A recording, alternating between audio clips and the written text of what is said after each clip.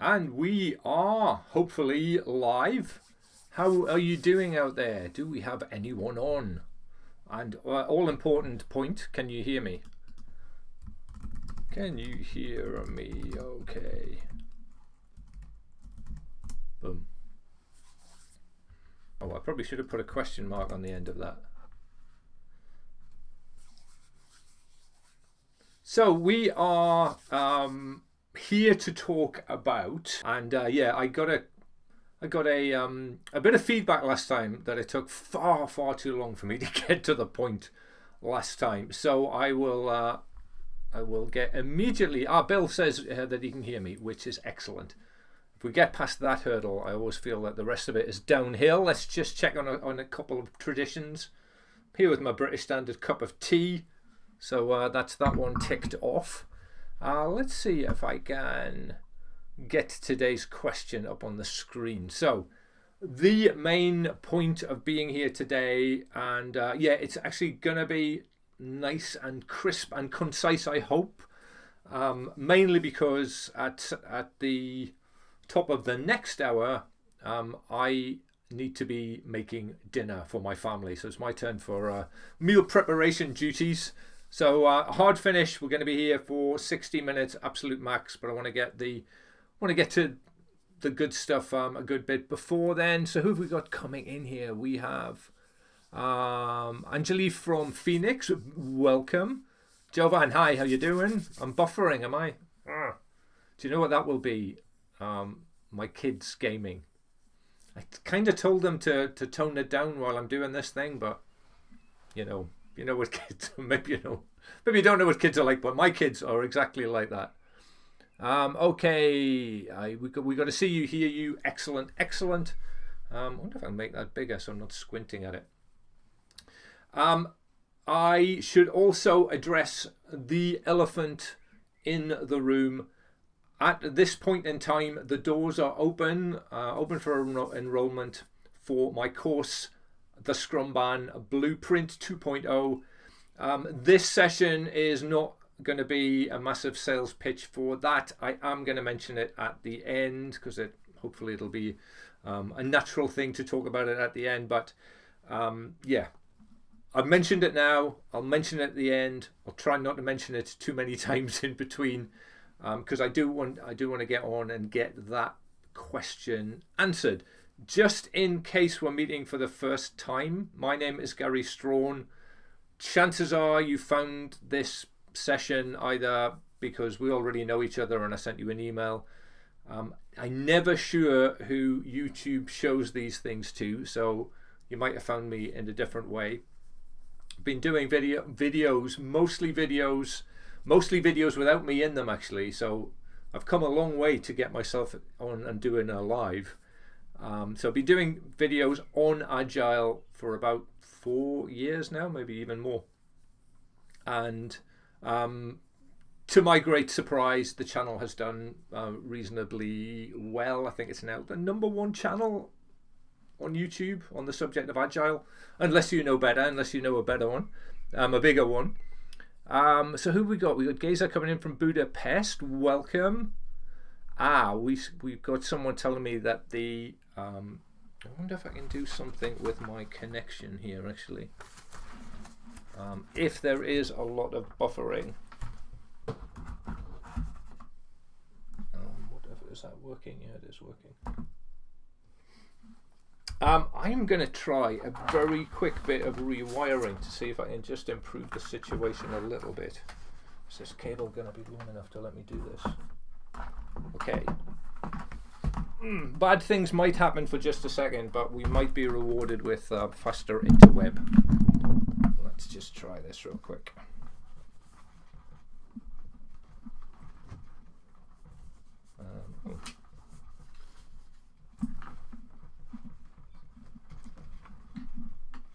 Ridiculous. Hold on a sec.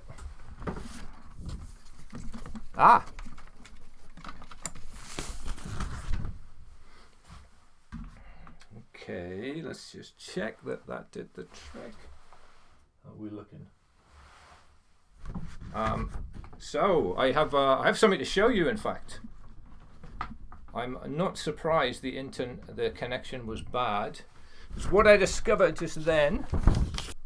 And I don't know if you've ever had one of these. This is one of the things that I hate most in the world. Let's see if I can get the camera to focus on this.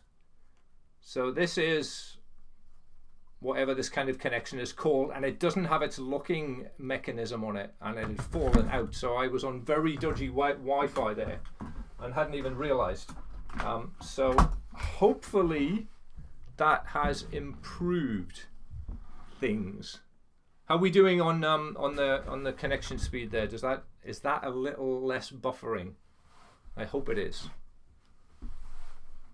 Let me try just one more thing. Carlos coming in from Canada. Hi, welcome. Dawid says actually it's much better now. That must have been the problem. I tell everyone when they find one of these cables without that little thing that keeps it locked in, to just throw it away, throw the whole cable away immediately, and I've been caught not following my own advice. Excellent. All right. So to begin answering this question, oops, hold on, let's just put my mic back. Is Scrumban right for your team? I am actually going to mention that course, but only to the extent that I'm going to play you one of the very short lessons from the course, and it's about what I call, which might be on the very next slide actually, if I can get this going, what I call Scrum-ban pathways. So I'm going to get off screen for a while. I'm just going to play this short clip. It's only a couple of minutes long, so I will be back with you before you know it. All right, here it comes. The Scrumban Blueprint divides the pathway from Scrum to Kanban into 7 distinct stages. For the first 5 stages, we remain 100% Scrum compliant. In stage 6 and certainly in stage 7, we step away from Scrum and we're well into the realms of Kanban. This staged approach gives you some options. If you're currently doing Scrum, well, you can follow along with us for the first 5 stages and then stop, and you will still be doing Scrum, still 100% Scrum Guide compliant.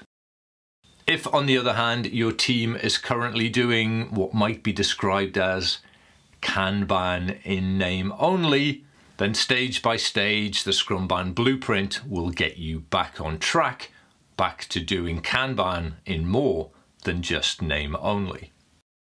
By my count, that's 3 ways to use this course.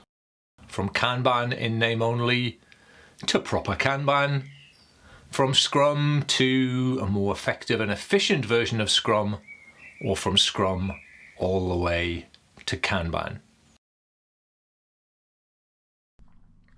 And we're back.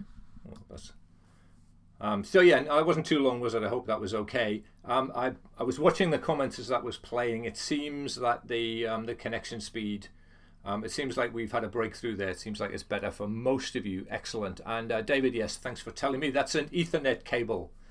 Is it a Cat 5 cable, or have they? That's probably showing my age. It's probably Cat 11 by now, but it was Cat 5 the last time I knew anything about them. Just shows you I'm not a networking kind of person. Excellent, great. So yeah, 3 pathways there. First of all, actually, I can't remember. Does this show me? Hold on. I may have a slide to show me the order that these things appeared in. So we might as well be consistent. Yeah, just take my face away. So the pathways are what I call Kino, which is Kanban in name only. Some of you might be able to relate to that as a description. Going all the way across to Kanban. Number 2, starting with Scrum and actually ending with Scrum, but hopefully doing a more enlightened version of Scrum. And then finally starting with Scrum and going all the way to leaving Scrum behind and arriving at Kanban. Now, I don't know if any of When was that? I think it was about a week ago. I did a overlong training on Scrum-ban where I concentrated on the first five stages, the first five stages in the Scrum-ban Blueprint. And so I'm wondering if any of you were on there, because so that was, and the first five stages, by the way, start with Scrum, and by the end you're still doing Scrum. So they are the stages that I usually describe as being 100% Scrum Guide compliant. Just going back to this very quickly.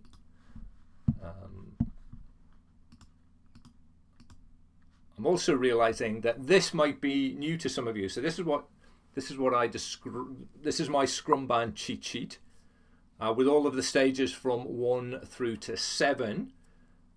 So yeah, the first 5 there: visualize the work, stop early binding, impose WIP limits, swap push for pull, start ordering.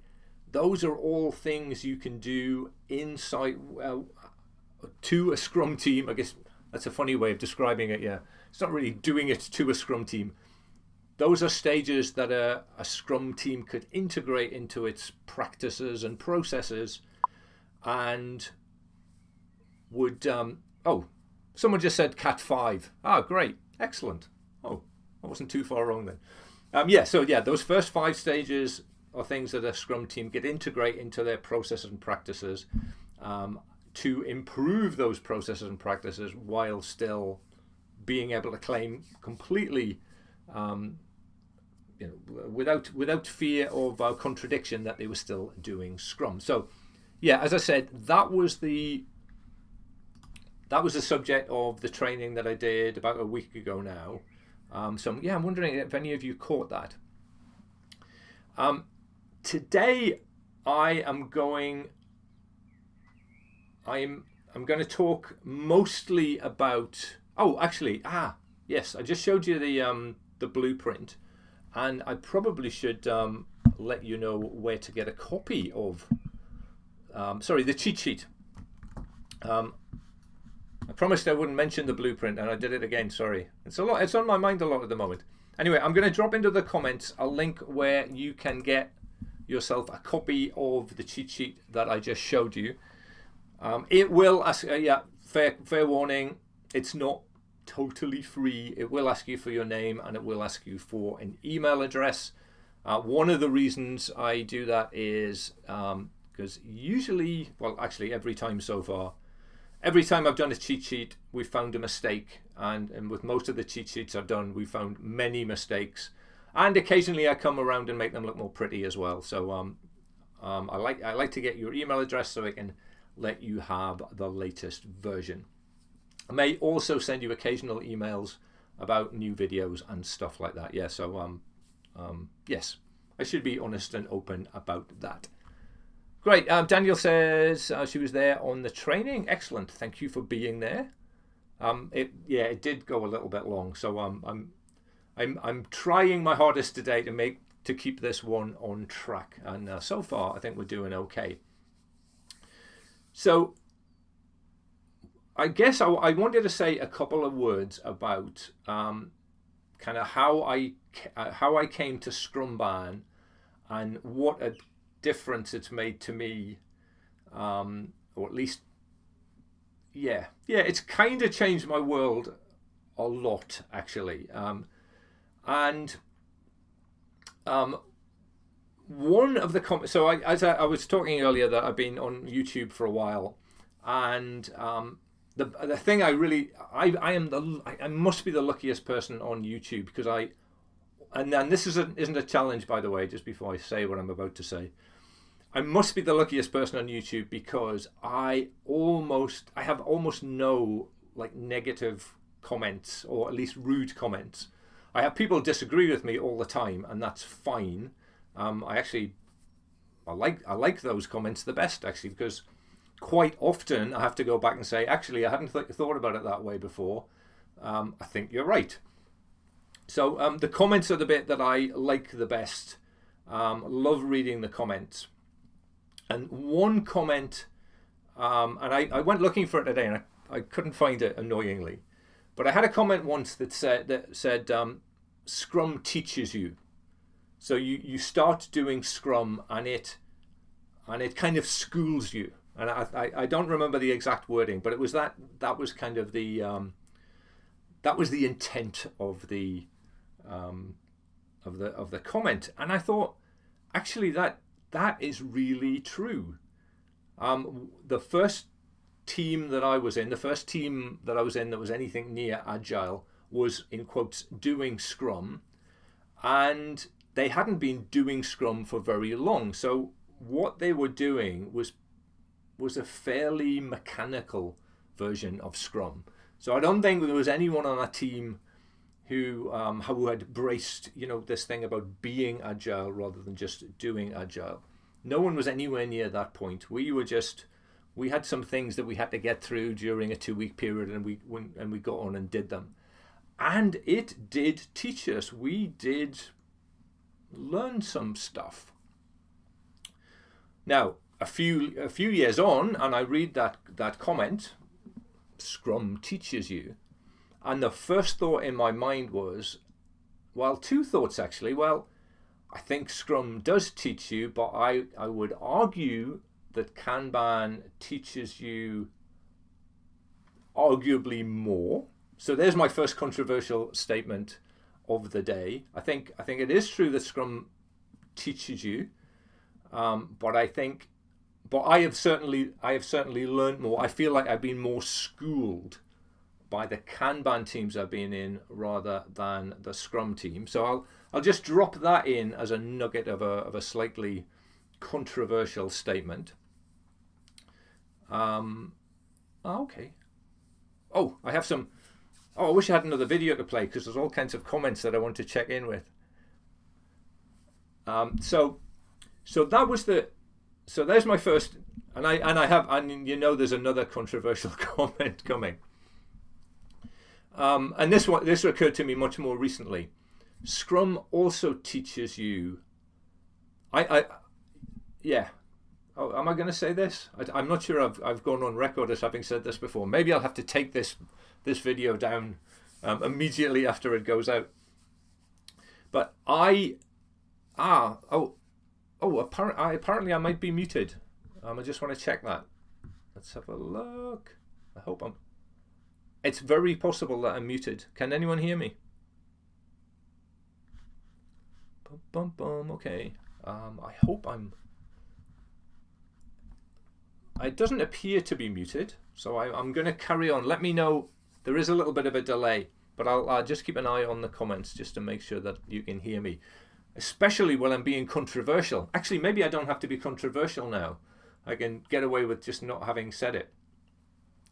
So, I was just saying, so I'm talking about Scrum teaches you.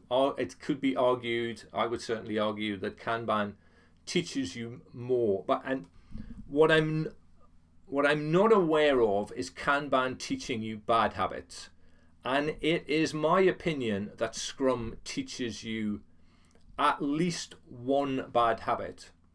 And it is such a bad habit that it's essentially made me fall out of love with Scrum.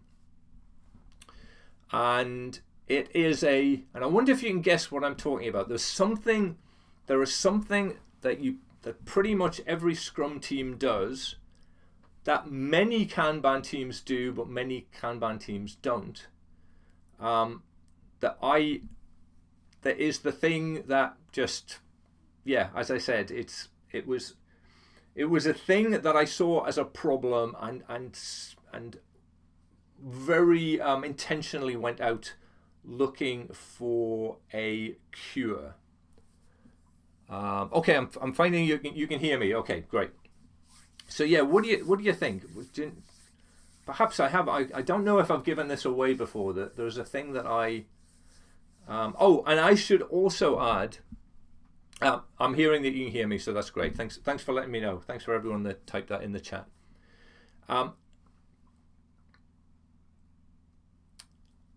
Actually, lack of testing. Nigel, I think that was yours. It's not that. Actually, I'm going to come out and tell you, and I also should say that it is not me that is the only one that thinks this, right? Way back, so now this is going back to Christmas, maybe 3-4 Christmases ago.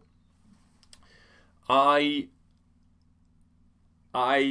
started surveying people who were watching my videos because I thought so far I've just been throwing videos out. I wonder what people want to hear about. So I asked the question, what is your biggest agile frustration? I think that was the exact words that I used.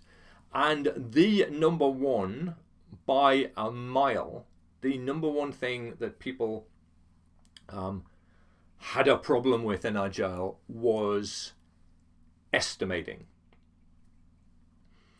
And estimating, my view on estimating in agile started as this is really annoying, and has moved over time to this is pure evil.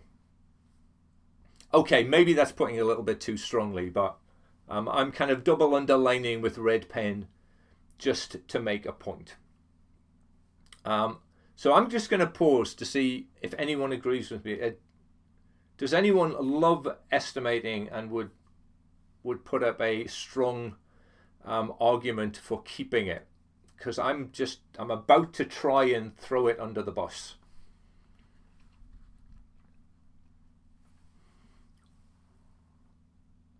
Oh, there are some good suggestions. You've given me ideas for about 6 new videos, so that's awesome. So yeah, there is a little bit of a delay, as I said, so I'm just going to pause a while, perhaps have a cup of tea. What could I show you while I was having a cup of tea? Wonder what's on this one. Oh yeah, I'll just show you this again, just so you don't have to watch me slurping from my cup of tea.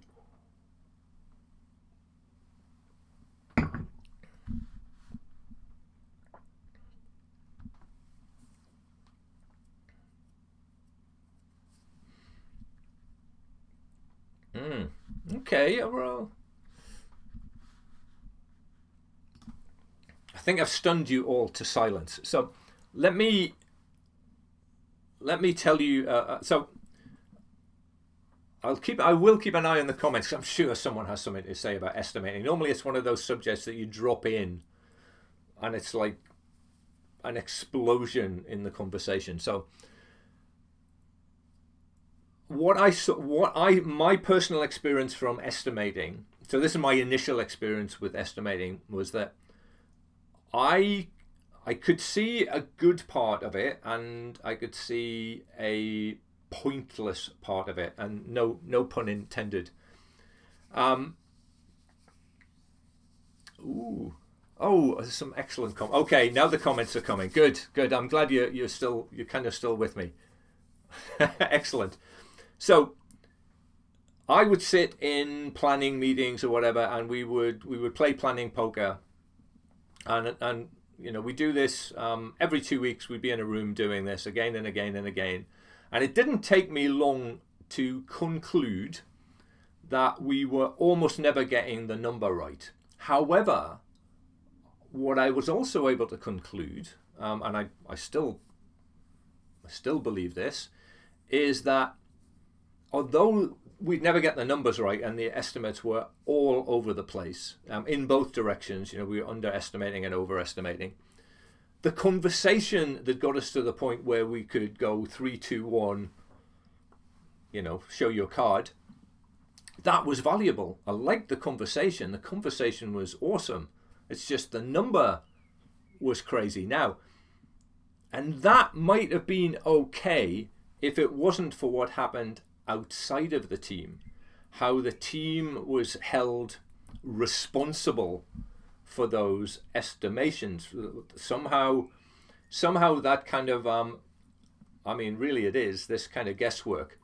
Somehow the guesswork of an individual item, which might be off a little bit, and that doesn't matter. Somehow that got that the data of many stories got aggregated, and somehow it transmuted itself into something that was concrete, and a team could be held accountable for, and that led to all kinds of negative behavior, all of which, it seemed to me, pushed in the opposite direction of being agile. So yeah, for the longest time I had that struggle, between, well, yeah, it's a useful conversation to have, but yeah, there does seem to be some negative fallout from it. So time went on, and of course I'm now going back to that survey. It was awesome to hear that other people shared I wasn't the only one. This was great, because it seemed like, it wasn't a subject I could bring up in my own team, because we were, it seemed like we were quite married to this process. But it was, it was gratifying, I suppose, in a way, to find out that others in teams all around the world, teams of all shapes and sizes, they would all point at estimating and go, yeah, that's the one. If we can rid the world of estimating, then that kind of our agile world might be an easier place. Well, of course, how on earth do you remove estimation? We rely on them. We rely on estimates for so many things. Or actually, I would argue, we rely on estimates for only two kind of distinct things. So here we go. I'm moving again into controversial land. So in a Scrum team, the immediate need to have an estimate for a particular item or for a limited set of items is in order to pick a total number of story points that the team thinks it can achieve this sprint. So it is for figuring out a very short-term need. What are we going to build in the next sprint? What can we fit into our basket that we know is, say, 100 story points? It has a capacity of 100 story points. So therefore, we need to know, that this one's anyway. The number doesn't matter. You know what I mean. So that's the first use of estimating, to get story points so we can figure out what will fit into the current sprint. So that's one thing. The second reason that we estimate is a long-term requirement. We estimate in order to be able to forecast. When will this be finished? When will a particular feature, or maybe not a particular feature, but when? Typically, forecasting is it's not what's going to happen in the next 2 weeks, not even the next month, but looking forward in 6 months' time, will this thing that we are working on, will it be ready or won't it be? So that's the second reason that we estimate. So it's the short-term one is for the team's benefit. The long-term one is for the benefit usually of the business as a whole. So I guess I should pause and say, would you agree with me? Are they the reasons why we estimate? Just check in.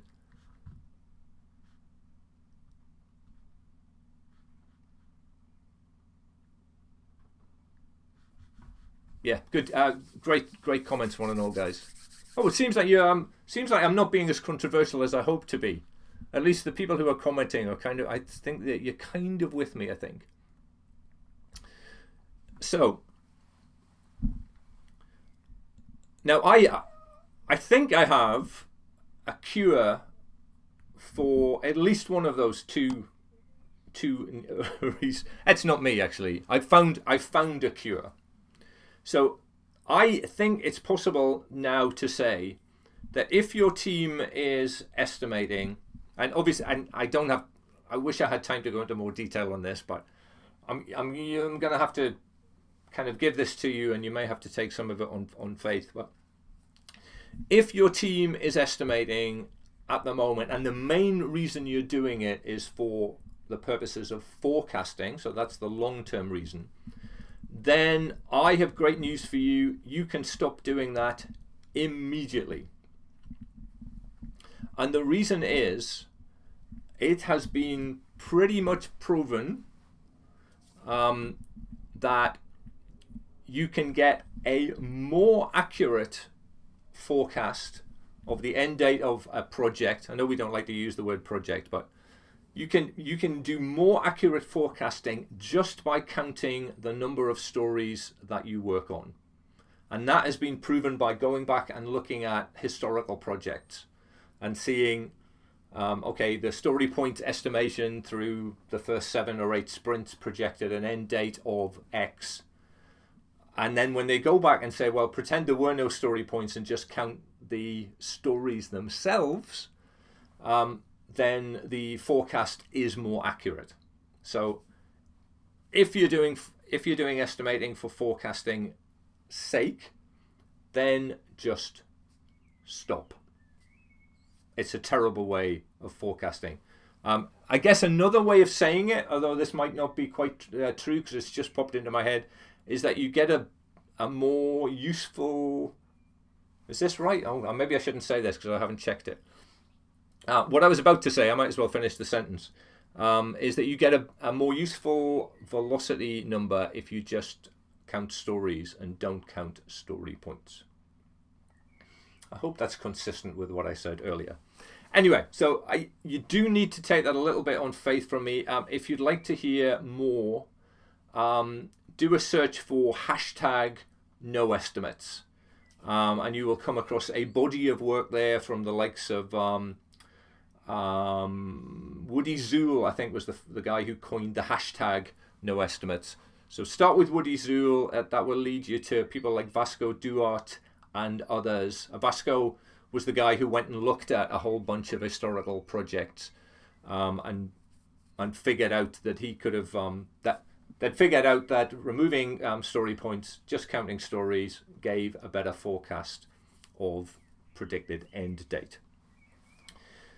So that's that's really good news, I think. But B, what I also realized, and this is kind of something I continue to struggle with, is if you turn up to the office, well, okay, none of us are turning up to the office at the moment, but if you get on a Zoom call, that just shows we're really live, right? If you get on a Zoom call with your team and say, hey, I've got a great idea, let's stop estimating, actually not that easy a conversation to have. And, what are we going to tell management and all of that kind of stuff?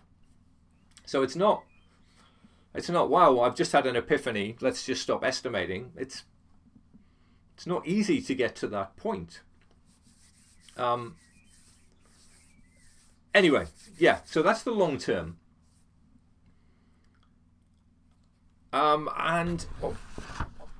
Sorry, I'm just moving I do have some notes here. I think it's a good job. I'm rabbiting enough as it is. Imagine what it'd be like without notes. So that, I'm hoping you're kind of going to take that on faith, or kind of make a note to go and Google that a little bit later. But yeah, it kind of, if the long-term problem is solved, if we can forecast in a way without doing estimates, can we fill the sprint? Can we do the short-term thing without doing estimates? And that, I think, is a little more, well, that was another challenge that I kind of set for myself. And that led me to a thing called story slicing. And why story slicing excited me so much, it's amazing the things that excite me, is that it brings me right back to the beginning when I talked about having the conversation that led to 3, 2, 1 story points. Story slicing allows us to have a conversation, a very similar conversation to the one we would have had when we were estimating, but our conversation has no negative outcome. Because as I said, an estimating conversation has an outcome, the story point number, 3, 5, 8, whatever, that I consider to be super harmful. We can have a conversation that's equally valuable, I'd argue more valuable, where the output is not a story point number.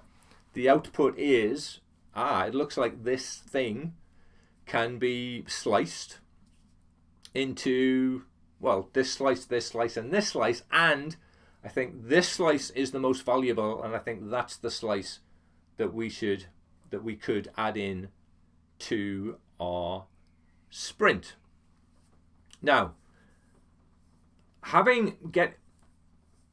this ties in actually really nicely with a concept for kind of the definition of a good story. You may be familiar with the INVEST acronym, that a story should be, there's no way I'm going to know them all, but I for independent, I think.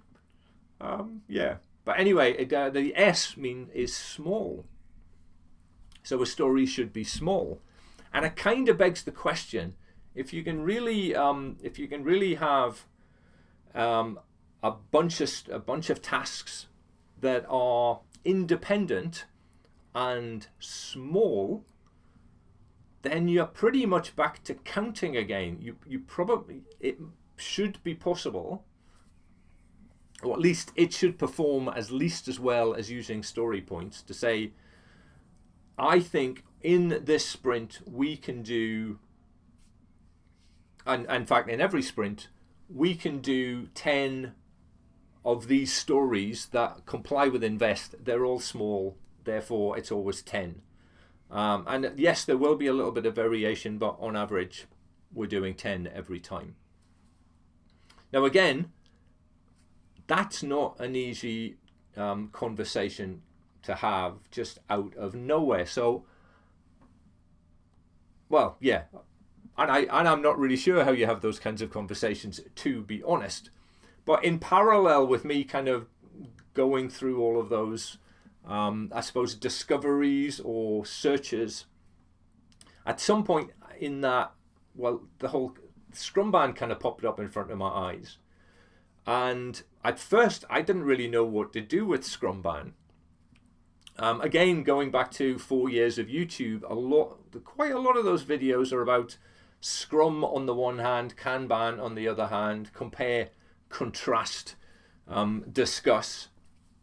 And then all of a sudden, there's Scrumban that sounds like it should be in the middle, some kind of hybrid. But, and again, I'm sure you've heard me talk about this before, especially those of you who are on the other training. What's more true, I think, about Scrumban is it's kind of a pathway that starts at Scrum and heads in the direction of Kanban. And while it does that, it makes it easier to make the changes that I've just been talking about, because it takes Scrum and step by step by step, and maybe I'm just going to put that image back on your screen there. Each of these steps, visualize the work, stop early binding, impose whip limits, swap the push for pull, and even, I suppose, start ordering. These are stages that bring, I guess the word, I have to use it. I have to use the Kanban word, flow. It makes the work in the team flow much more smoothly than it would typically do in a standard Scrum team that wasn't applying some of these rules. So it, instead of saying, stop estimating right now, it kind of leads up to it gently, gets the team into a position where they are producing work to in a kind of a flow, a kind of a regular cadence. Things are going out of the door, or at least, yeah, you know what I mean, yeah, potentially releasable increment kind of stuff, and it just starts to move that much more easily, and that gets us into a discussion which I'm not going to go into, but that's a thing that the Kanban principles that underpin Scrum-ban, those are the things that really teach you, that really kind of school you. So definitely into the ranting stage here. I must need another cup of tea, so I'm just gonna another drink of tea. just going to put that back up on there for a while I take a slip, and also check in with the comments.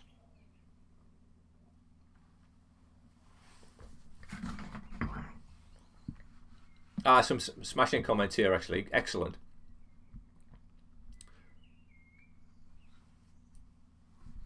Okay, I'll come back and read you some of. Actually, I'll put some of these on the screen if I can do that. Can I do that? Oh, maybe I can't. Oh, I thought I could. Oops. Oh. That one says it's very interesting. This is the one I wanted to. I pushed the wrong button there. Sorry. That was a nice comment all the same. So David said, estimating for forecasting seems like an oxymoron. Awesome. I love that. Yeah, I like that. He actually this gets right into why I fell out of love. Well, I fell out of. I'm not sure I ever fell in love with estimates. Yeah, I'm not sure how you pronounce that. Is it Nehru69? Don't like estimates because they turn into commitments. That's the external problem with estimates. Inside the team, those estimates, they don't harm us too much, really. It's when they leak out into the business and they, as you said, they transmute from an estimate into a commitment. And yeah, that's where things go wrong. We somehow forget. It's funny, we somehow go from an estimate to hard data, and along the way we forget that what we were trying to do right at the beginning was be agile. We had decided that agile was the right approach for our world, and somehow through the medium of estimates that kind of got thrown out the window a little bit. Yeah. What else are people saying? Oh, Jonathan agreed with you, by the way, Naru. Yeah,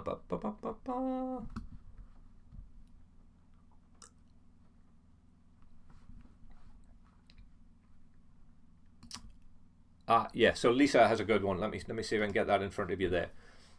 The problem is management wants to know two things, and they do. When is something going to be delivered and how much will it cost? Agile methodologies don't help answer those questions.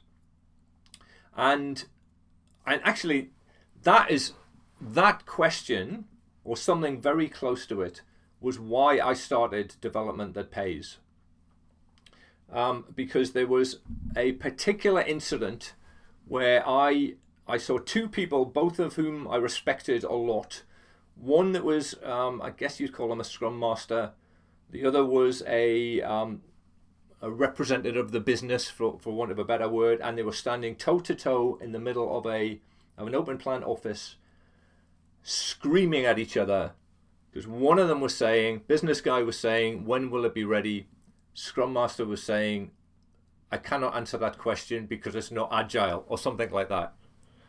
And I was standing back going, I sort of agree with both people, but there must be a way of squaring this circle. There must be a way that we can have both parties satisfied with that answer. But yeah, it's one of the things we struggle with. And I'm not sure I have a full answer to that, by the way, Lisa. I'm not sure I do. But I strongly believe that estimating makes it worse, makes us look foolish. We somehow, because they don't work in the way that we think they do. Yeah. But the no estimates, two parts of the answer are the kind of the no estimates movement, realizing that counting stories can substitute for all of that estimating thing going on. A focus on story slicing, so that we're always working on invest compliant stories, and then all of the things that I keep showing you on that blueprint to get the team into a state of flow. So things are just moving through. And what this does is it, among other things, is it changes the... Actually, this is not... I'm about to quote Corey Laddas, who wrote the Scrum-ban book, because he puts it beautifully. In terms of the agreement that we make with the business. In Scrum, the agreement that we make with the business is basically leave us alone for 2 weeks and we will deliver the items that we have in the sprint backlog. That's essentially what we're saying in Scrum, and I am not saying that's a bad thing. It's a huge step up from what we were doing before any of the agile methods, frameworks, approaches came along. But in a kind of a Scrum-ban, in a Kanban world, the agreement it's a little bit different, really. It's almost that we are, the agreement isn't to do with the length of a sprint. It's to do with what you might call a kind of a service level agreement. When that flow is achieved, the team can say, well, if that, left to right, we now know essentially how long it takes on average are things to flow through our system. So we can say, if we, a new item comes up, we can say that we can finish it within, well, whatever that service level agreement turns out to be, based on how the team has worked in the past. We tend to get stories through in 2 days. Sometimes they take 3. Therefore, if you give us something today and give it a priority to pop it to the top of the list, and by the way, in Kanban world, in a Scrum-ban world, we don't care if you pop something at the top of the list at the last minute. We don't mind. We just take items from the top of the list and we intend to deliver them back to you within 2 days, 3. A different agreement with the business, and it becomes possible when you bring that flow to the team. Teams actually like it as well. It feels a lot more satisfying.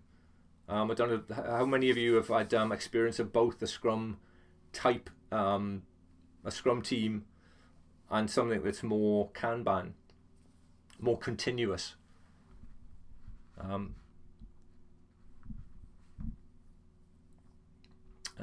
I'm just looking at some good discussions in the. You're having discussions with each other. That's awesome. I love it when that happens. Okay, I think that was more or less what I wanted to rant about. And yeah, this is absolutely not a sales fest for my course, the Scrum-ban. So the cheat sheet that I've been showing you is essentially the basis for a course that is currently open for enrollment, and I'm only mentioning it on this. I'm only mentioning it now in case I have complaints, because it's open today, but it closes tomorrow. So you have been warned. I might have a. Do I have? Let's have a look. If you are interested, actually in the below this live thing, I believe I've put a link to the sales page that'll give you all the details, how much it costs and what you get and all that good stuff. I might have a summary of that somewhere. Let me just have a look, see. Let's just get that back up. Yeah. Let's see if I can drop that.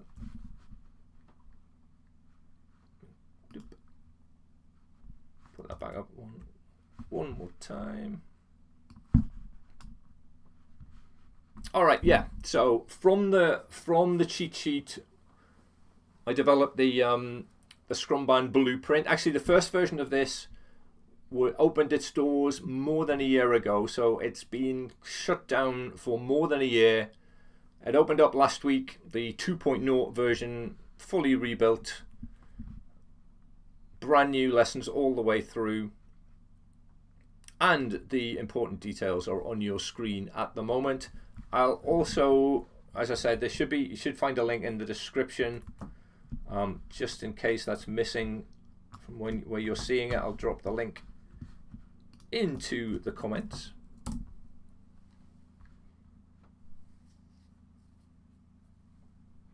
And there you have it.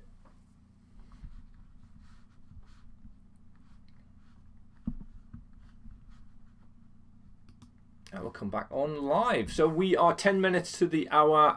If you have any questions on what I've talked about today, or on that thing that I've just done the hard sell on you for, the course, then now is the time to go. As I said, I have a hard stop on at the top of the hour because I'm in charge of dinner preparations.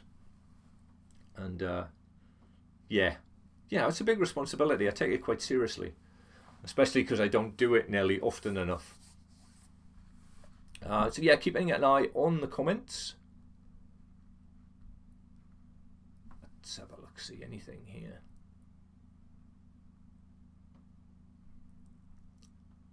Great comments tonight. Thank you very much for coming out live.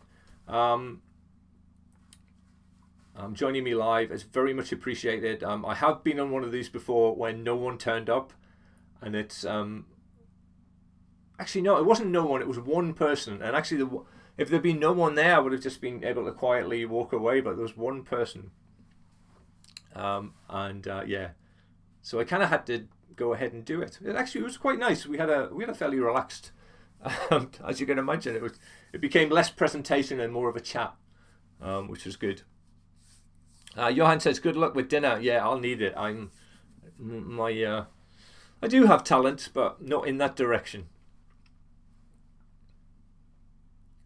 So I wonder how everyone's kind of feeling with how things are in the world at the moment. Wasn't sure I was going to admit to this, but this session was supposed to happen last week. And I fell into the trap of spending too much time watching world news. And I just couldn't. I got myself down a little bit, I must say. I wonder if any of you guys have had the same sort of experience. Did I have to provide an estimate on the dinner story? Yeah, that's perfect, isn't it? Because when my kids like to ask for an estimate. Maybe those of you with kids will know this. When's dinner going to be ready? And the response from she who must be obeyed is always, "It'll be ready when it's ready," which I always wanted to say in my Scrum teams. I always wanted, when will it be ready? Be ready when it's ready. But yeah, you guys know, and I know that answer doesn't go down too well.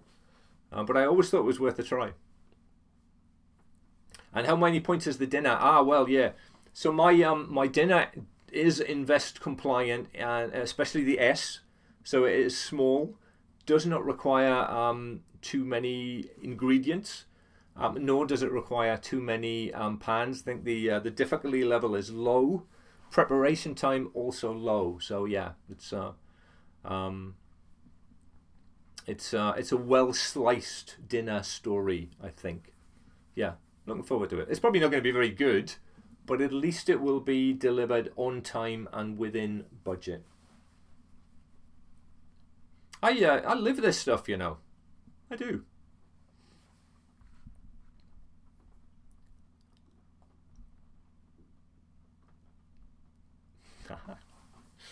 Great stuff. Hey, we might even finish early. I would if we are done here, and I know I'll let you guys get on with your day. Just I made someone cry. Look, that's awesome. Ella, yeah, it was you. It was nice though, wasn't it? Ella's on the call, and yeah, it was Ella that we were on a call when it was just Ella and me. It was fantastic. Ella's my favourite. Ella, you're my favourite. You know that, right? Any more for any more. 5 minutes early. This would be awesome. That's 5 minutes before my estimate. You guys keep making me say the word estimate, and I don't want to say that. I don't like estimates. That's been the whole point of me being here. So yeah, I probably should summarize. I've just remembered I'm supposed to summarize what we've talked about today. So yeah,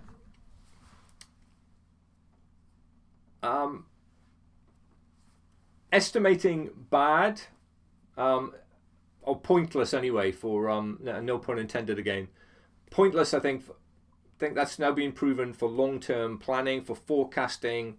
There are things you can do to completely avoid estimating. For Scrum teams, the problem then becomes, how do we choose the right number of things to work on for a particular sprint? Story slicing can help you with that, and it's all about. It seems like it's if we can get our teams to be predictable, if we can get that flow going within the teams, then the need for estimates just kind of goes away. We get the flow brings us predictability. Predictability makes everyone around the team happy. That's really, because who said that before? The two things that the business, was it Lisa that said that? The things that the business wants to know about are, when they see that kind of cadence, they'll be happy. They'll know they can drop things in via the product owner, of course, and they'll pop out at the other end in short order. It just makes things move that much nicer. Good. Excellent. I must have the comments. I must figure out how to make the comments appear more large on my screen, because I'm having trouble seeing them. It's embarrassing. All right, I think we are just about done here. So has anyone, I began by talking about 3 pathways through, the 3 pathways that Scrumban makes available to you. So it'd be nice to check in with whether you think any of them might fit with your team. I wonder if I can get the original presentation back up. Put this up. Can I get the other one back? Hold on, I'm going to take that away in a second.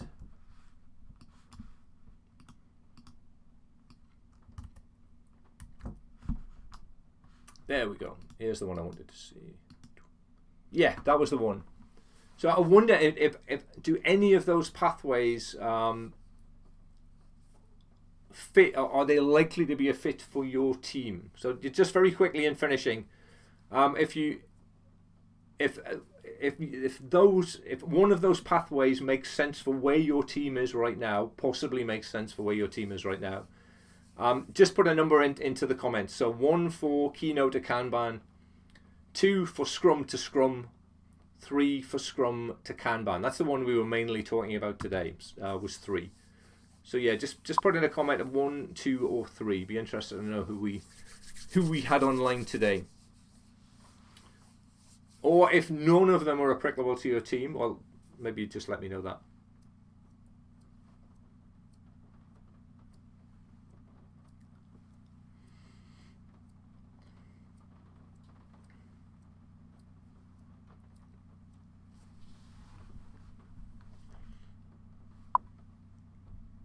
So Bill says 2, which is Scrum, adding some of those Kanban principles, but stopping when we get to stage 5 in order to stay entirely Scrum Guide compliant.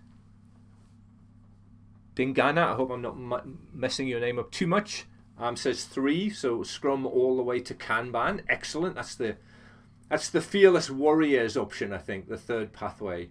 From Scrum breaking through all the way to Kanban, leaving Scrum in your wake. Anyone else? Oh, everyone else is too scared to say. Johan says 2. Okay. Oh, guys, I hope you were on the. Hope everyone's saying 2 was on the training the other day, because that's where we spent all of the time. Was talking about those first 5 stages.